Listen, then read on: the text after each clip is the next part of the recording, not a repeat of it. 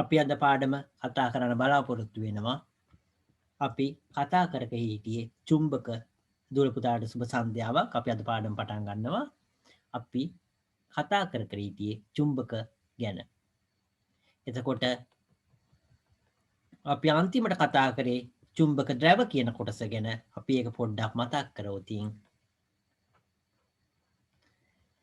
චුම්බකයක් වටා ඒ චුම්බක බලය පවතින ආකාරයක් පිළිබඳව අපි මේ අධ්‍යයනයකින් අපි බැලුවා. ඒකෙදී එතකොට මේ දෙකලවරට තමයි වැඩිපුරම දෙකලවරට තමයි ඒ යකඩ කුඩු දාපු අවස්ථාවක ඒකට චුම්බකයක් ලං කරාම ඒක දෙකලවරට තමයි චුම්බකේ ඒ යකඩ කුඩු වැඩියෙන් ඇදිලා එන්නේ කියන එක අපි පරීක්ෂණයකින් බැලුවා. එතකොට මේ යකඩ කුඩු වැඩිපුරම තැවරලා තියෙන්නේ මේ දෙකලවර කියන එක අපි පරීක්ෂණයකින් බැලුවා. මේ යකඩ කුඩු වැඩිපුරම තැවරිලා තියෙන මේ දෙකලවරට අපි කියනවා චුම්බක ද්‍රව කියලා. අපි ඒක ගැන තමයි කතා කරේ. එතකොට මේ යකඩ කුඩු වැඩිපුරම ඒ තැවරිලා තියෙන ඒ දෙකලවරට අපි ඒ කොටසට අපි කියනවා එතකොට චුම්බක ද්‍රව කියලා. එතකොට ප්‍රධාන චුම්බක ද්‍රව දෙකක් තියෙනවා. ප්‍රධාන චුම්බක ද්‍රව දෙකක් තියෙන එකක් උත්තර ද්‍රවය, එකක් දක්ෂිණ ද්‍රවය. එතකොට ඒක දූල පුතාලා මතක තියාගන්න වෙනවා. එතකොට චුම්බකවල ද්‍රව දෙකක් තියෙනවා. එතකොට එකක් උත්තර ද්‍රවය, ඒක අපි නෝත් කියන ඒ උතුර කියන ඉංග්‍රීසි වචනේ ඒ මුල් අකුරෙන් අපි ඒක දක්වීමක් සිද්ධ කරනවා. අපි ඒක දක්වන්නේ නෝත් කියලා. එතකොට ඒකේ එන්න අකුර තියෙන්නේ. එතකොට ඒ නෝත් කියන එකේ එන්න අකුර තමයි ඒක. ඊළඟට අපි අනිත් අග්‍රයට කියනවා දක්ෂිණ ද්‍රවය කියලා. එතකොට ඒක අපි S අකුරෙන් අපි පෙන්눔 කරන්නේ. එතකොට චුම්බක ද්‍රව දෙකක් තියෙනවා. එකක් ඒක උත්තර ද්‍රවය, අනිත් එක දක්ෂිණ ද්‍රවය.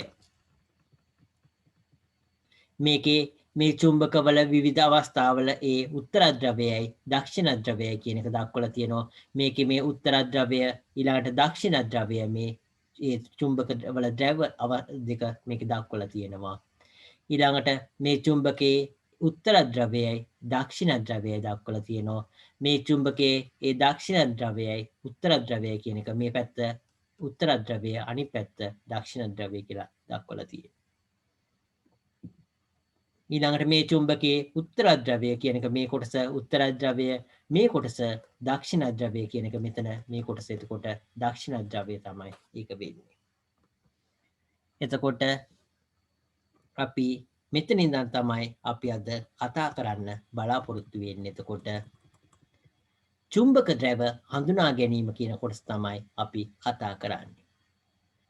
චුම්බකයක් වුණාම දූල පුතාලා එතකොට දූල පුතාලා ඒ චුම්බකයක් කියන එක මොන හරි යකඩ කෑල්ලක් හරි මොකක් හරි තියුණාම මේ යකඩ කෑල්ලට අපි චුම්බකයක් ලං කරාම චුම්බකයට ඇදිලා යනවා කියලා දූල පුතාලා හොඳින් දන්න දෙයක්. අපි S කියන එක හරි මොකක් හරි ඒ දක්ෂිණ ද්‍රවය හරි උත්තර ද්‍රවය හරි කමන්නේ. ඒක යකඩ කෑල්ලක් නම් යකඩ කෑල්ලට කිට්ටු කරාම ඒක ඇදිලා යනවා. එතකොට අපිට යකඩ කෑල්ලක් නම් එතකොට ඒ යකඩ කෑල්ලට එතකොට අපි යකඩ කෑල්ලක් කියලා හොඳින් දන්නවනම් එතකොට චුම්බකයක් කියන එක අපිට හඳුන ගන්න පුළුවන් ඒකත් එක්ක එකතු වෙනකොට.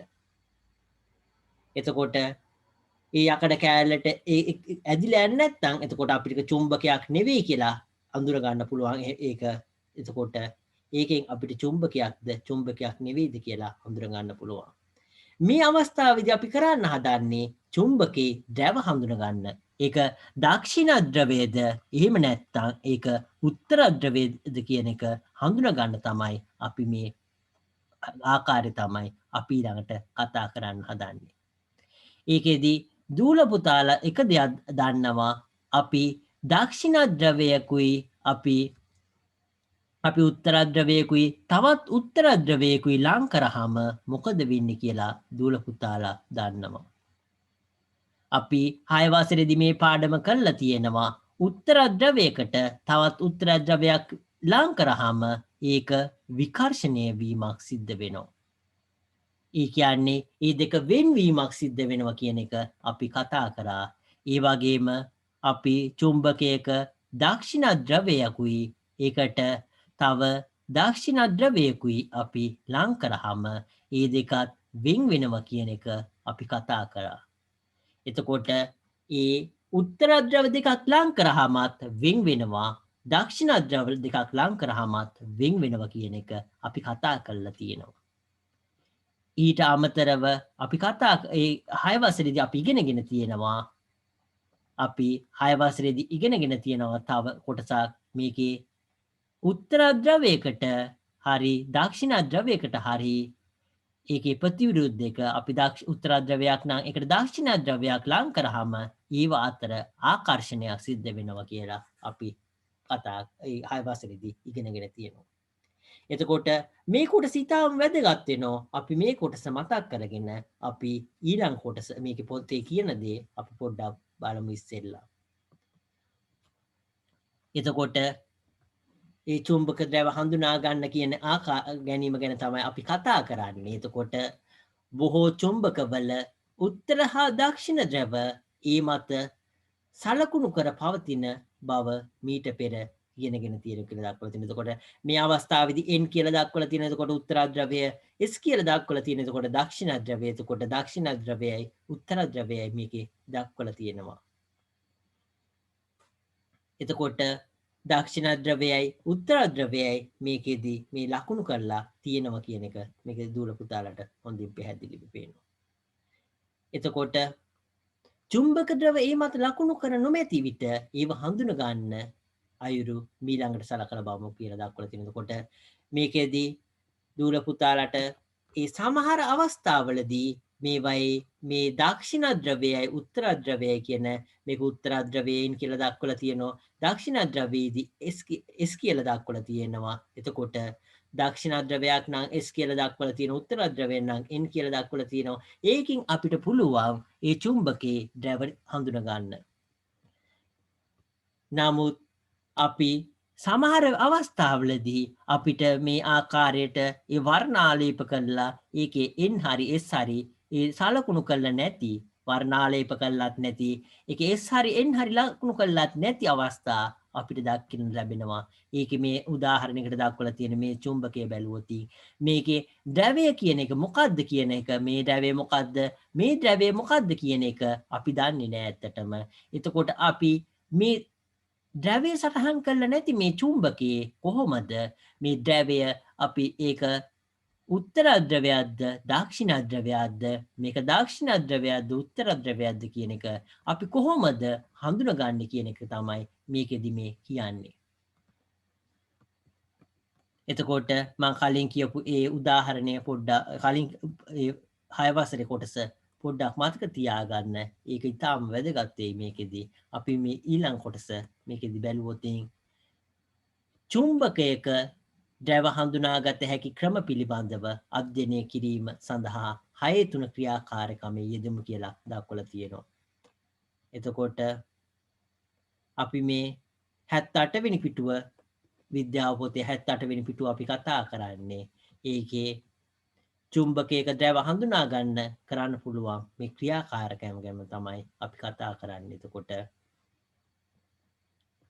ක්‍රියාකාරකම 6 කියන කොටස අපි බැලුවොත් ඒකට අවශ්‍ය වෙන ද්‍රව්‍ය අපි මේ පොතේ තියෙන දේ කලින් බැලුවොත් ඇත්තටම මේ ක්‍රියාකාරකමට අවශ්‍ය වෙන ද්‍රව්‍ය විදියට ද්‍රව සඳහන් කර නොමැති චුම්බකයක් අවශ්‍ය වෙන. එතකොට මේ ද්‍රව සඳහන් නොකර චුම්බකයක් තමයි මේකේ අපි ද්‍රව තමයි අපි හඳුන ගන්න හදන්නේ.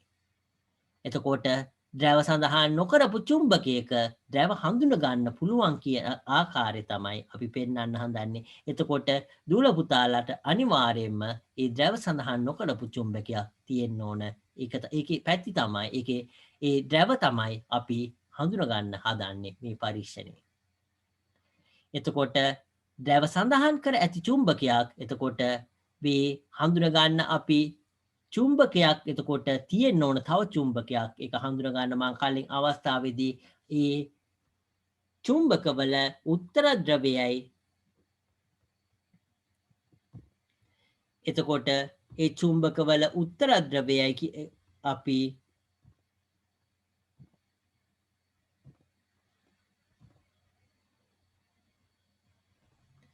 ඒ චුම්බකයක උත්තරද්‍රව්‍යයයි ඒ වගේම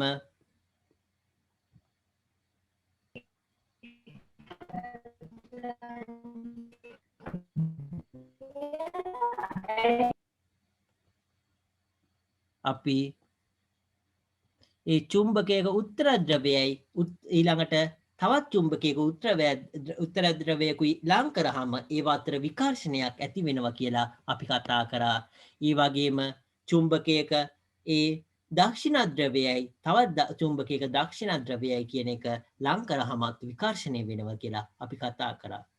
ඒ වගේම ඒ උත්තරද්‍රව්‍යක දන්න චුම්බකයකට තව චුම්බකයක් ලං කරාම ඒ අතර ආකර්ෂණයක් වෙනවා. එතකොට ප්‍රතිවිරුද්ධ දේවල් ආකර්ෂණය වෙන්නේ. එතකොට ඒක ඒ උත්තරද්‍රව්‍යයක් නම් ලං කරේ අනිත් දේ දක්ෂිණද්‍රව්‍යයක් වෙන්න ඕන.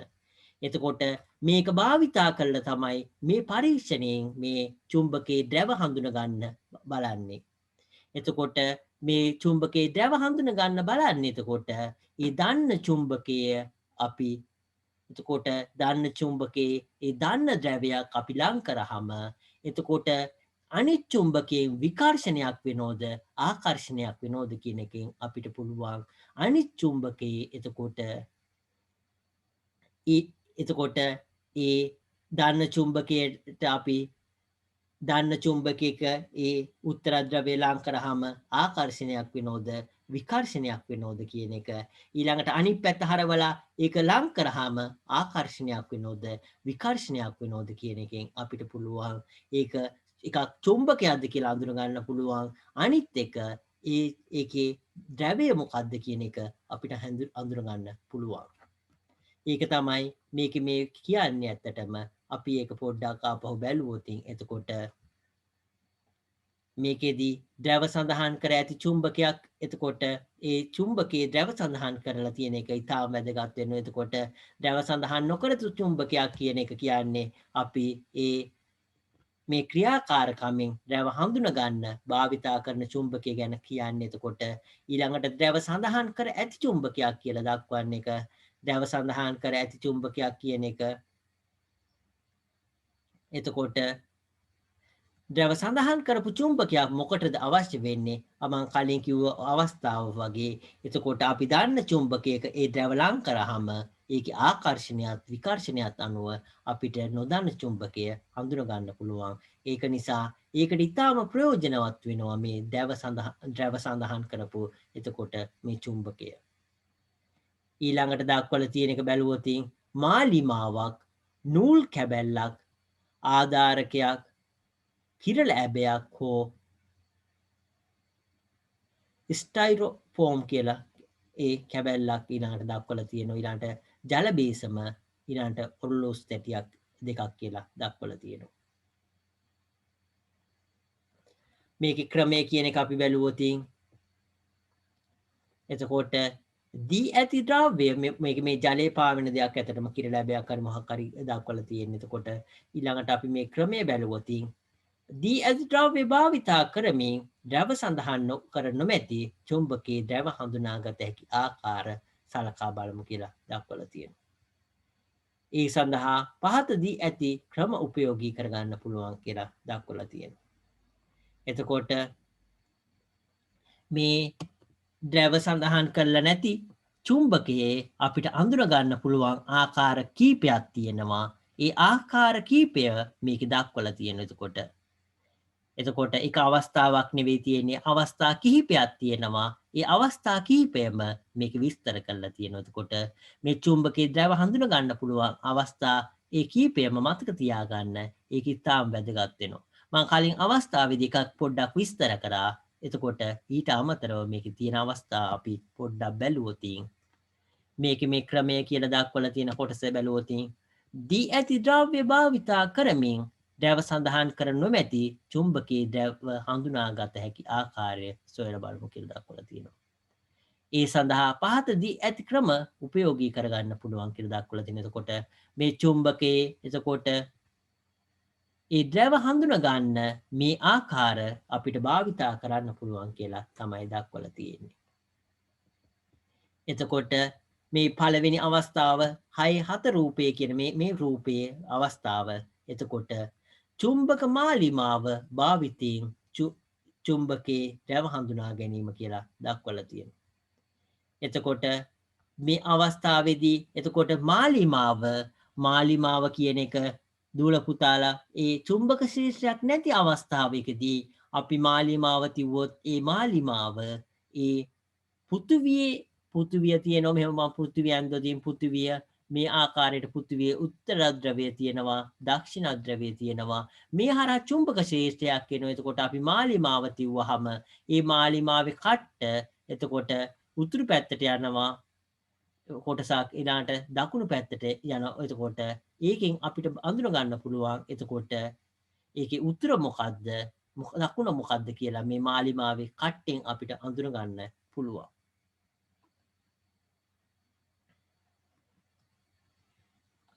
එතකොට ඒකෙන් අපිට ඒ මාලිමාවේ ඒ කටුව යන පැත්ත අනුව එතකොට අපිට ඒක උතුරු පැත්තටද ඒක මේ වෙන්නේ එතකොට දකුණු පැත්තටද මේ වෙන්නේ මේ කටුව යන්නේ කියන කනුව අපිට පුළුවන් ඒ පෘථිවියේ ඒ තියෙන ඒ චුම්බක ශේෂ්ත්‍රය අනුව අපිට ඒ මාලිමාවෙන් ඒ දිශාව බලා ගන්න පුළුවන්. නමුත් අපි ප්‍රබල චුම්බකයක් මේ ළඟට ගෙන ආවහම මේ පෘථිවියේ චුම්බක ශේෂ්ත්‍රයේ බලපෑම ගොඩක් වෙලාවට නැති වෙලා යනවා. ඒ ප්‍රබල චුම්බකයක් ගෙන ආවහම අපි ඒ ප්‍රබල චුම්බකයේ බලපෑම තමයි ඒකට එන්නේ. එතකොට අපි මේ ප්‍රබල චුම්බකයක් අපි මේ කතා කරන ඒ ද්‍රව දන්නේ නැති චුම්බකය අපි ද්‍රව දන්නේ නැති චුම්බකය මේ මාලිමාව ළඟට ගෙන ආවහම එතකොට ද්‍රව දන්නේ නැති ඒ චුම්බකය මාලිමාව ළඟට ගෙන ආවම මොකද වෙන්නේ? එතකොට මේ ඒ මාලිමාවේ කටුව කොහොමද වෙනස් වෙන්නේ? ඒක අපි ඒ රතු පාටින් දක්වලා තියෙන ඒ උත්තර ද්‍රවය කොටස ලං වෙනවද? එහෙම නැත්නම් දක්ෂිණ ද්‍රවය කොටස ලං වෙනවද කියන කනුව අපිට මේක මේ ළඟ තියෙන මේ ද්‍රවය එතකොට මොකද්ද කියන එක අපිට තීරණය කරන්න පුළුවන්. එතකොට උත්තර ද්‍රවය නම් ලං වෙන්නේ එතකොට මේක එතකොට ඒ උත්තර ද්‍රවයේද ලං වෙන්නේ එහෙම නැත්නම් දක්ෂිණ ද්‍රවයේද ලං වෙන්නේ කියන එක අනුව අපිට පුළුවන් ඒක තීරණය කරන්න. ඊළඟට මේ අවස්ථාව බැලුවොත් එතකොට මේකෙදිත් එතකොට මේ චුම්බකයේ නූලෙන් එල්ලලා තියෙන්නේ චුම්බකය එතකොට නූලෙන් එල්ලලා තියෙන්නේ එතකොට ඒ අවස්ථාවේදී අපිට උත්තර ද්‍රවය පැත්ත ඒ උතුරු පැත්තට හැරෙන පැත්ත ඊළඟට අපි උත්තර ද්‍රවය තමයි උතුරු පැත්තට හැරෙන්නේ. ඒ වගේම දක්ෂිණ ද්‍රවය පැත්ත තමයි දකුණු පැත්තට හැරෙන්නේ. ඊළඟට මේ අවස්ථාවෙත් එහෙමයි. ඒක ජලය මත පාවෙනවා. එතකොට මේ අවස්ථාවට සමානයි. එතකොට ඒක අනුව ඒ චුම්බකය ඒ පෘථිවියේ තියෙන ඒ චුම්බක ශේෂ්ත්‍රයේ පැත්තට ඒක හැරෙනවා. එතකොට ඒකෙන් අපිට බලා ගන්න පුළුවන් ඒ චුම්බකය ඒ හැරෙන පැත්ත අනුව අපි මාලිමාවක් හරි ඇතටම තියෙන්න ඕන. එතකොට ඒ මාලිමාවේ දිශාවෙන් අපිට පුළුවන් ඇත්තටම ඒ උතුරු පැත්තට හැදිලා තියෙනවා මොන හරි තියෙනවද පුතා? මොනවා හරි එතකොට ඔව් ප්‍රශ්නයක් අහන්න. ඔව් අහන්න. දැන් ඔය ජලය මත තියෙන දණ්ඩ චුම්බකය හැරෙන දිශාවක් තියනවද? මේක ඔව් මේක එතකොට ජලය මත කිසිම බලයක් නැතුව තියෙන්නේ මෙහෙම පාවෙවි. එතකොට මේක හරියට සමානව මැදින් තියලා තියෙනවා නම් එතකොට පෘථිවියේ තියෙන ඒ චුම්බක ශේෂ්ත්‍රය තියෙනවා පෘථිවියේ ඒ උත්තර ද්‍රවයයි දක්ෂිණ ද්‍රවයයි උත්තර දකුණ. එතකොට ඒ චුම්බක වලින් එතකොට ඒ චුම්බකයට මේක ඇදිලා යනවා. එතකොට මේක උත්තර ද්‍රවයේ ඒක මේ මාලිමාව වගේ ඒක ඇදිලා යනවා ඇත්තටම.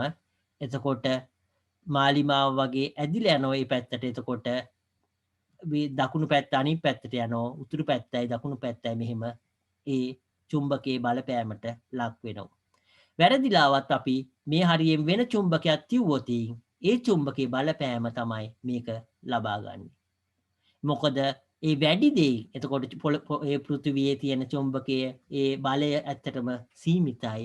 එතකොට කිසිම දෙයක් නැත්තම් ඒකේ බලය තමයි අපි ගොඩක් ඒකට අනුව තමයි ඇත්තටම ඒ පැත්තට ගමන් කරන්නේ. එතකොට උතුරු පැත්තට උත්තර ද්‍රවය හැරෙනවා, දකුණු පැත්තට දක්ෂිණ ද්‍රවය හැරෙනවා. නමුත් ඒක කිට්ටුව වෙන චුම්බකයක් තියුණොත් ඒ චුම්බකයේ ඒ ළඟින් තියෙන ද්‍රව්‍ය පැත්තට තමයි එතකොට අණුව තමයි ඒක කරකැවෙන්නේ. එතකොට මේ අවස්ථාවේදී අපි තියෙන්න ඕන මාලිමාවක්. මාලිමාවේ ඒ උතුර කියන කොටස මෙහෙම උතුර නම් එතකොට අපිට මේ පැත්ත උතුර මේ පැත්ත දකුණ කියලා දැනගන්න පුළුවන්.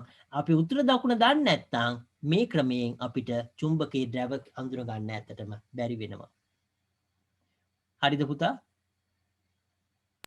හරි සර්. ඕකේ. එතකොට මේ ක්‍රමයයි මේ දෙවෙනි ක්‍රමයයි තුන්වෙනි ක්‍රමයයි දෙකම ඇත්තටම සමානයි. එතකොට මේ දෙවෙනි ක්‍රමේදී ඒක ඒ නූල් කෑල්ලකින් එල්ලලා තියෙන්නේ. මේ අවස්ථාවේදී ජලය පාවෙන්න දීලා තියෙන්නේ. මොකද්ද මේ දෙකම මේ මාලිමාව කියන එක වැඩ කරන ආකාරය තමයි මේ දෙකෙම පෙන්වන්නේ. මාලිමාව කියන එකත් එක චුම්බකයක්. මාලිමාව කියන එකත් මේ ආකාරයට චුම්බකයක්. එතකොට ඒ චුම්බකය අපි දන්නවා. එතකොට මෙතන මේ පාට රතු පාට කළා ඒකේ ඒ උත්තර ද්‍රවය කියලා දක්වලා තියෙන නිසා එතකොට දූල පුතාලට මේ පැත්ත උතුර කියලා දැනගන්න පුළුවන්. මේ අවස්ථාවේදී එතකොට මේ මාලිමාවේ ක්‍රියාකාරීත්වයට සමාන දෙයක් කරන්නේ. මාලිමාවේ ක්‍රියාකාරීත්වයට සමාන දෙයක් කරන්නේ. නමුත් මේ අවස්ථාවේදී අපි ඒ දණ්ඩ චුම්බකයේ ඒ අවස්ථාවේදී භාවිතා කරන දණ්ඩ චුම්බකයේ ද්‍රව කියන ඒවා අපි දන්නේ නැහැ. එතකොට මාලිමාවේදී අපි ඒකේ භාවිතා කරන ඒ චුම්බකයේ ද්‍රව දන්නවා. ඒක නිසා අපි ඒ රතු පාට මේකේ දක්වලා තියෙන පැත්ත හැරෙනවා නම් ඒක ඒ පැත්ත උතුරු පැත්ත, අනිත් පැත්ත දකුණු පැත්ත කියලා අපි දන්නවා. ඒක නිසා. නමුත් මේ අවස්ථාවේදී අපි ඒ උතුර දකුණ කියන එක දන්නේ නැත්නම් අපිට ඒ චුම්බකයේ ඒ උත්තර ද්‍රවයයි දක්ෂිණ ද්‍රවයයි කියන ඒවා හඳුනා ගන්න බැරි වෙනවා ඇත්තටම. මොකද ඒ චුම්බකයේ ඒ උත්තර ද්‍රවය පැත්තට ඒ චුම්බකයේ එන් කියන පැත්ත උත්තර ද්‍රවය හැරෙනවා, උතුරු පැත්තට දක්ෂිණ ද්‍රවය හැරෙනවා දකුණු පැත්තට. එතකොට අපි වෙන මාලිමාවක් භාවිතා කරන්න ඕන. මාලිමාවක් භාවිතා කරන්න ඕන. එහෙම නැත්නම් ඉර නගින පැත්ත ඉර බහින පැත්තෙන් අපිට ඒක ගැන අවබෝධයක් අරගන්න වෙනවා. ඒකෙන් තමයි අපිට මේකේ ඒ චුම්බකයේ ද්‍රව කියන එක ඒ උත්තර ද්‍රවය මොකද්ද දක්ෂිණ ද්‍රවය කියන එක මොකද්ද කියන එක අපිට හඳුනා ගන්න වෙන්නේ. මේ අවස්ථාවත් එහෙමයි. මේ අවස්ථා දෙකම මාලිමාව හදලා තියෙන මේ ආකාරයට තමයි මාලිමාව කියන එක හැදිලා තියෙන්නේ. එතකොට මේ මාලිමාව කියන එක මේ වතුර නෙවෙයි. එතකොට ඒ වගේ වෙනත් අපි මොකක් හරි කම්බියකින් එල්ලලා තියෙන්න පුළුවන් මොකක් හරි ඒ ආකාරයකින් ඒවා ඒ කරකැවෙන්න පුළුවන් වෙන විදියට එල්ලීමක් හරි මොකක් හරි මත තියලා තමයි මාලිමාව හදලා තියෙන්නේ. මේ අවස්ථාවේදී මේ දක්වලා තියෙන්නේ මාලිමාව හදලා තියෙන එකේ ඒ සිද්ධාන්තය තමයි මේ අවස්ථාවේදී මේ දක්වලා තියෙන්නේ. ඊළඟ අවස්ථාව බැලුවොත් මේ අවස්ථා තුනම ඇත්තටම උඩ පෙන්නලා තියෙන අවස්ථා තුනම ඇත්තටම එතකොට මාලිමාව පදනම් කරගෙන තමයි ඒ අවස්ථාවලදී අපිට ඒ චුම්බකයේ ද්‍රව කියන ඒවා හඳුනා ගන්න වෙන්නේ. ඊළඟ අවස්ථාව බැලුවොත් අපිට මේ අවස්ථාවේදී අපිට ඒ දණ්ඩ චුම්බකයේ ඒ ද්‍රව කියන ඒවා අඳුනා ගන්න පුළුවන් අපිට දන්න චුම්බකයක් භාවිතා කළා. එතකොට මේ හතරවෙනි අවස්ථාවේදී එතකොට දන්න චුම්බකයක් භාවිතා කළා අපිට පුළුවන් ඒකේ ද්‍රව හඳුන ගන්න. එතකොට ඒ දාන්න චුම්බකය කියන එක එතකොට දාන්න චුම්බකය එතකොට මේකෙදී ඒ දක්ෂිණ උත්තර ද්‍රවය එන් කියන එක උත්තර ද්‍රවය අපි ලං කරාම එතකොට මේක ආකර්ෂණය වෙනෝ නම් ඒක එතකොට දක්ෂිණ ද්‍රවය වෙන්න ඕන. ඇත්තටම අපිට උත්තර ද්‍රවයට ආකර්ෂණය වෙනකොට එකපාරටම මේක දක්ෂිණ ද්‍රවය කියලා කියන්න බෑ ඇත්තටම. නමුත් මේ අවස්ථාවේදී අපි මේ යොදා ගන්න දේ අපිට ඒක ඒ ද්‍රව දන්නේ නැති චුම්බකයක් කියලා අපි කෙලින්ම කියන හින්දා මේ අවස්ථාවේදී කෙලින්ම මේක දක්ෂිණ ද්‍රවය වෙනවා. ආකර්ෂණය වෙනවා නම් දක්ෂිණ ද්‍රව්‍ය වෙනවා. නමුත් අපි පරීක්ෂණයේදී එකපාරටම මම කලින් කිව්වා වගේ ආකර්ෂණය වෙන නිසා දක්ෂිණ ද්‍රව්‍ය කියලා කියන්න බෑ කවදාකවත්. ඒක වරද්ද ගන්න එපා. මොකද මේ අවස්ථාවේදී මේක විශේෂයෙන්ම කියනවා අපි ඒ ද්‍රව දන්නේ නැති චුම්බකයක් කියලා. ද්‍රව දන්නේ නැති චුම්බකයක් නිසා එතකොට ආකර්ෂණය වෙන පැත්ත එතකොට මේකේ දක්ෂිණ ද්‍රව්‍ය කියලා කියන්න පුළුවන්. නමුත් මං කලින් කිව්වා වගේ ආකර්ෂණය වෙන නිසා චුම්බකයක් කියලා කියන්න දක්ෂිණ ද්‍රවය කියලා කියන්න බෑ. මොකද ඒ චුම්බක නොවන දේවලුත් ආකර්ෂණය වෙනවා. අපි හිතුවතින් යකඩ කෑල්ලක් වුණත් ආකර්ෂණය වෙන. එතකොට යකඩ කෑල්ලක් ආකර්ෂණය වෙනකොට ඒක දක්ෂිණ ද්‍රවය කිව්වොත් ඒක වැරද්දක් වෙනවා. එතකොට ඒක නිසා ආකර්ෂණය වෙන නිසා ඒක දක්ෂිණ ද්‍රවය කියන එක වැරදි. ඇත්තටම මං මේ අවස්ථාවේදී විශේෂ අවස්ථාවක්. මොකද මේ එල්ලලා තියෙන දණ්ඩ ඒක චුම්බකයක් කියලා මේකෙදි සඳහන් කරන නිසා තමයි මේක ආකර්ෂණය වෙනෝ නම් ඒක ධන ද්‍රවය දක්ෂිණ ද්‍රවය කියලා අපි කිව්වේ. වැරදිලාවත් එතකොට මේක මේ දන්නේ නැති දෙයක් නම් අපි මේ අවස්ථාවේදී අපි ඒ ද්‍රව දන්නේ නමුත් චුම්බකයක් කියලා දන්න නිසා මේ අවස්ථාවෙන් කෙලින්ම හොයන්න පුළුවන්. වැරදිලාවත් අපි ඒක චුම්බකයකුත් කියලා අපි දන්නේ නැත්නම් ඒ කියන්නේ ඒක ද්‍රව දන්නේත් නැහැ චුම්බකයක්ද කියලා දන්නේත් නැත්නම් අපි එතකොට මේ පරීක්ෂණය අපි දෙපාරක් කරෝතින් පුළුවන් මේක අඳුර ගන්න. එකක් මේ උත්තර ද්‍රවය ලං කරනවා. උත්තර ද්‍රවය ලං කරාම එතකොට මේක ආකර්ෂණය වෙනෝ නම් එතකොට එකක් ඒක චුම්බකයක් නම් ඒක දක්ෂිණ ද්‍රවය වෙන්න ඕන. එහෙම නැත්නම් චුම්බකයක් නෙවෙයි ඒක නිකම් යකඩ කෑල්ලක් වෙන්න පුළුවන්. අවස්ථා දෙකක් තියෙනවා. ආකර්ෂණය වෙනෝ නම් එතකොට ආකර්ෂණය වෙනෝ නම් අවස්ථා දෙකක් තියෙනවා. එකක් යකඩ කෑල්ලක් වෙන්න පුළුවන්. නිකන් අනිත් එක චුම්බකයක් වෙන්න පුළුවන්. චුම්බකයක් නම් එතකොට ඒක ඒ දක්ෂිණ ද්‍රවය වෙනවා. අපි ඊළඟට මොකද කරන්නේ මේ චුම්බකය එතකොට දෙපැත්ත මාරු කරනවා. මාරු කළා අපි ඒ චුම්බකයේ දෙපැත්ත මාරු කළා මෙතනට ලං කරනවා ආපහු. එතකොට මොකද වෙන්නේ? එතකොට කලින් ආකර්ෂණය වුණා නම් ඊළඟට විකර්ෂණය වෙන්න ඕන. විකර්ෂණය වෙනෝ නම් ඊළඟ අවස්ථාවේදී එතකොට අපි ඒකට කියන ඒක චුම්බක ඒක දක්ෂිණ ද්‍රවය එතකොට චුම්බකයක් කියන එක ස්ථීර වෙනවා. වැරදිලාවත් ඒ අවස්ථාවේදී නැවතත් ආකර්ෂණය වෙනෝ නම් එතකොට මේ විකර්ෂණය නොවී නැවතත් ආකර්ෂණය වෙනෝ නම් ඒක යකඩ කෑල්ලක් වෙනවා. මේකෙදි මේ යකඩ කෑල්ලක් වෙනවා. ඇත්තටම ඒ අවස්ථාවේදීත් ආකර්ෂණය වෙනෝ නම්. එතකොට ඒක හොඳින් මතක තියාගන්න. මේ අවස්ථාවේදී මම කලින් කිව්වා වගේ මේ අවස්ථාවේදී චුම්බකයක් කියන එක නොදන්න චුම්බකයක් කියන එක දක්වලා තියෙන නිසා තමයි මේකෙදී අපි ආකර්ෂණය වෙනෝ නම් දක්ෂිණ ද්‍රවය කියලා කිව්වේ. මං කලින් කිව්වා වගේ ඒ යකඩ කෑල්ලක් නම් ඒ චුම්බකේ ඒ දක්ෂිණ ද්‍රවය කියන එකත් උත්තර ද්‍රවය කියන එකත් මොන ද්‍රවයටත් ඒක ආකර්ෂණය වෙනවා. ඒක ඒ චුම්බකයක් නම් ඒකේ දක්ෂිණ ද්‍රවයට ආකර්ෂණය වෙන්නේ එතකොට උත්තර ද්‍රවයට ආකර්ෂණය වෙන්නේ දක්ෂිණ ද්‍රවය. ඒ වගේම දක්ෂිණ ද්‍රවයට ආකර්ෂණය වුණා නම් එතකොට ඒක ඒ උත්තරද්‍රවයට මාරු කරාම ඒක විකර්ෂණයක් වෙන්න ඕන. ඒක ඊටාම වැදගත් වෙනවා. එතකොට ඒ ද්‍රව මාරු කරාම ප්‍රතිවිරුද්ධව ඒක හැසිරීම ප්‍රතිවිරුද්ධ වෙන්න ඕන. එතකොට ඒ චුම්බකයේ ද්‍රව අපි මාරු කරා නම් දන්න චුම්බකයේ එතකොට මේ නොදන්න චුම්බකය ප්‍රතිවිරුද්ධ විදියට හැසිරෙන්න ඕනේ. කියන්නේ ආකර්ෂණය වුණා නම් මුල් අවස්ථාවේදී ඊළඟ අවස්ථාවේදී විකර්ෂණයක් සිද්ධ වෙන්න ඕන. මුල් අවස්ථාවේදී විකර්ෂණයක් වුණා නම් ඊළඟ අවස්ථාවේදී ආකර්ෂණයක් වෙන්න ඕන. අවස්ථා දෙකේදීම විකර්ෂණයක් මේ අවස්ථා දෙකේදීම ආකර්ෂණයක් සිද්ධ වෙනවා නම් අනිවාර්යයෙන්ම ඒක යකඩ කෑල්ලක් වෙන්න ඕන. ඒක හොඳින් මතක තියාගන්න. ඒක ඉතාම වැදගත් වෙනවා.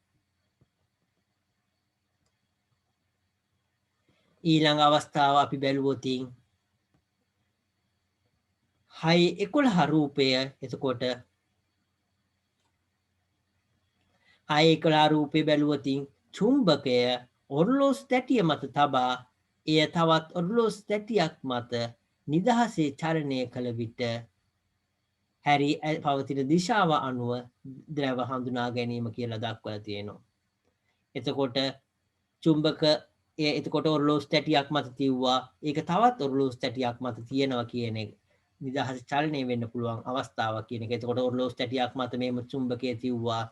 තියලා ඒක තවත් ඔර්ලෝස් තැටියක් මත මෙහෙම තියලා එතකොට මේක චලනය වෙන්න පුළුවන්. චලනය වෙනකොට එතකොට උත්තරද්‍රවයේ පැත්තට ඒ n කියන එක ඊළඟට දක්ෂිණද්‍රවයේ පැත්තට s කියන එක හැරෙනවා කියන එක තමයි දක්වලා තියෙන්නේ. එතකොට මේ අවස්ථාවත් කලින් අවස්ථා තුනේ කතා කරපු මාලිමාවට සමාන අවස්ථා වෙනවා.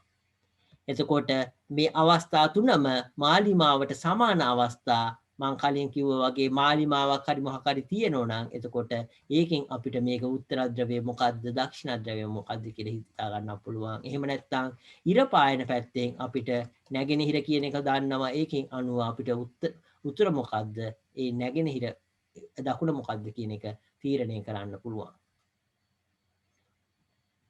එතකොට නැගෙනහිර දන්නවනම් අපිට එතකොට නැගෙනහිර පැත්තෙන් අපිට උතුරයි දකුණයි කියන එක තේරුම් ගන්න පුළුවන්. එතකොට ඒක භාවිතා කළා මේකෙදී මේ නොදන්න චුම්බකයේ ඒක උත්තර මොකද්ද දකුණ මොකද්ද කියන එක අපිට තීරණය කරන්න පුළුවන්.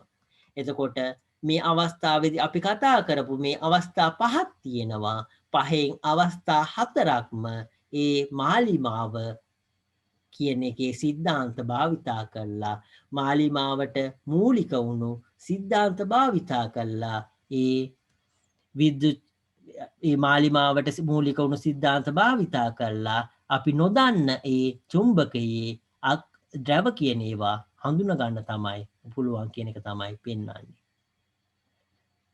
අනිත් අවස්ථාවේදී අපි ඒ දන්න චුම්බකයක් භාවිතා කළා. ඒ නොදන්න චුම්බකයේ අග්‍ර හඳුන ගන්න අවස්ථාව ගැන තමයි අපි කතා කරේ.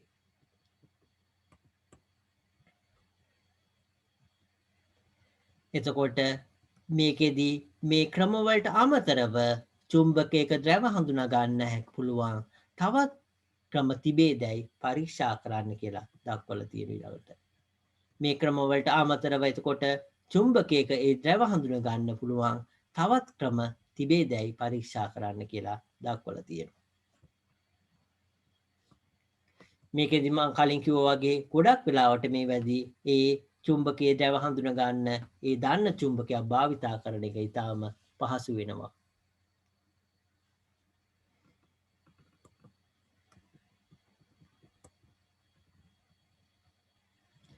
ඊළඟට අපි කතා කරන්න බලාපොරොත්තු වෙන්නේ චුම්බක ශේෂ්ත්‍ර කියන කොටස තමයි අපි කතා කරන්න බලාපොරොත්තු වෙන්නේ.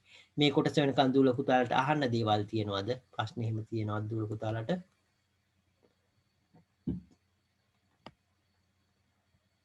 නැත්තම් අපි බලාපොරොත්තු වෙනවා ඊළඟ කොටස චුම්බකයක චුම්බක ශේෂ්ත්‍රය කියන කොටස කතා කරන්න අපි බලාපොරොත්තු වෙනවා.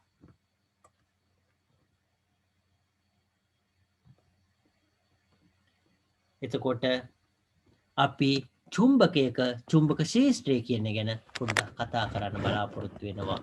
චුම්බකයක් වටා චුම්බක බලය ක්‍රියාත්මක වන ප්‍රදේශය පිළිබඳව පරීක්ෂා කිරීම සඳහා 6 ක්‍රියාකාරකමි යෙදෙමු කියලා දක්වලා තියෙනවා.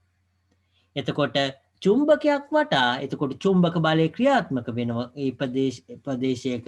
එතකොට ඒක ගැන පරීක්ෂා කරන්න තමයි මේ ඊළඟ ක්‍රියාකාරකම භාවිතා කරන්නේ. අපි බැලුවොත් ක්‍රියාකාරකම 4 කියන එක. ඒකට අවශ්‍ය ද්‍රව්‍ය බැලුවොත් දණ්ඩ චුම්බකයක් අවශ්‍යයි. යකඩ කුඩු ඊළඟට කාඩ්බෝඩ් කැබැල්ලක් තමයි අවශ්‍ය වෙන්නේ. එතකොට මේකට අවශ්‍ය වෙන්නේ එතකොට දණ්ඩ චුම්බකයක් අවශ්‍ය වෙනවා, යකඩ කුඩු අවශ්‍ය වෙනවා, කාඩ්බෝඩ් කෑල්ලක් අවශ්‍ය වෙනවා කියලා දක්වලා තියෙනවා.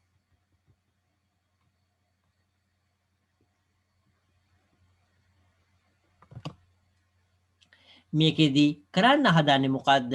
එතකොට මේ චුම්බකයේ චුම්බකයක් තියෙනවා නම් මේ චුම්බකයේ එතකොට චුම්බක ක්ෂේත්‍රය එතකොට මේ චුම්බක ඒ චුම්බකයේ ඒ චුම්බක ක්ෂේත්‍රය කියන එක අපි චුම්බක ක්ෂේත්‍රය කියලා කියන්නේ චුම්බක බලය පවතින ප්‍රදේශයට. එතකොට ඒ චුම්බක ක්ෂේත්‍රය කියන එක අපි බලන්න තමයි හදන්නේ.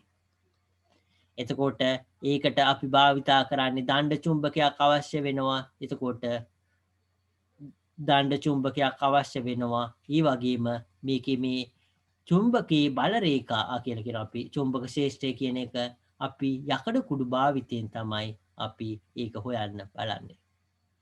ඊට අමතරව කාඩ්බෝඩ් කෑල්ලක් තමයි මේක දක්වලා තියෙන්නේ. එතකොට අවශ්‍ය වෙන දේවල් විදිහට දක්වලා තියෙන්නේ දණ්ඩ චුම්බකයකුයි යකඩ කුඩුයි ඊළඟට කාඩ්බෝඩ් කෑල්ලකුයි තමයි අවශ්‍ය වෙන්නේ. එතකොට අපි මේක කරන ආකාරය බැලුවොත් කාඩ්බෝඩ් කැබැල්ල මත යකඩ කුඩු තුනී ස්තරයක් ලෙස අතුරන්න කියලා දක්වලා තිනවා. එතකොට කාඩ්බෝඩ් කෑල්ලක්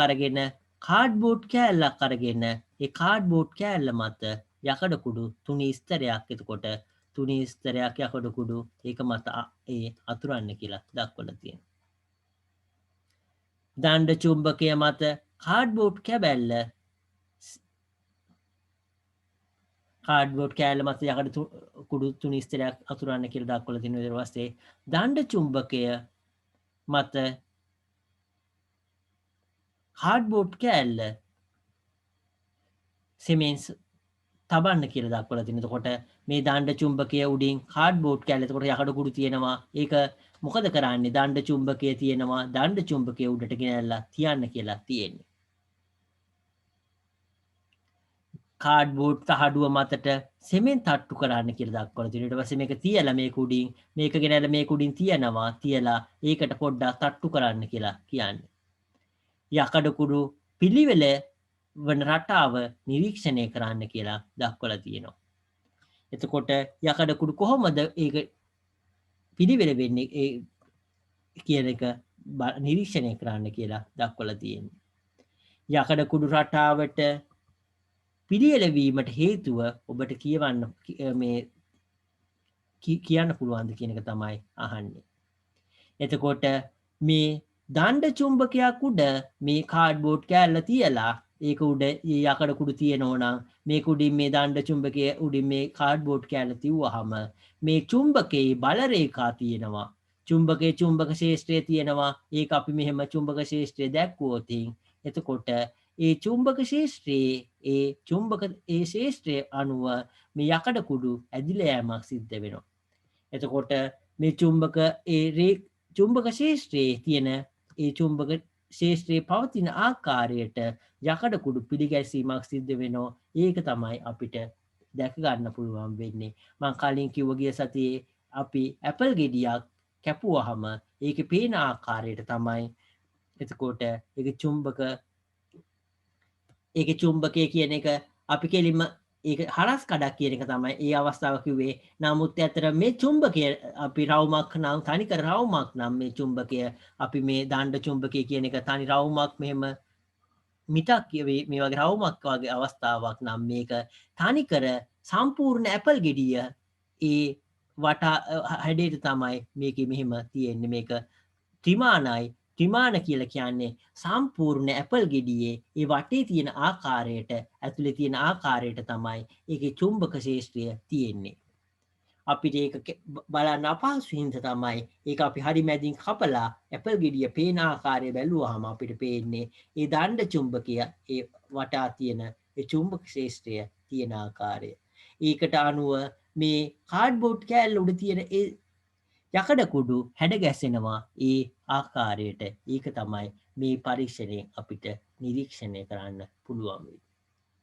අපි මෙතන ඉඳන් හෙට කරන්න බලාපොරොත්තු වෙනවා. මොනවා හරි ප්‍රශ්න තියෙනවා නම් දුල පුතාලට අහන්න පුළුවන්. නැත්නම් අදට පාඩම අපි මෙතනින් අවසන් කරනවා.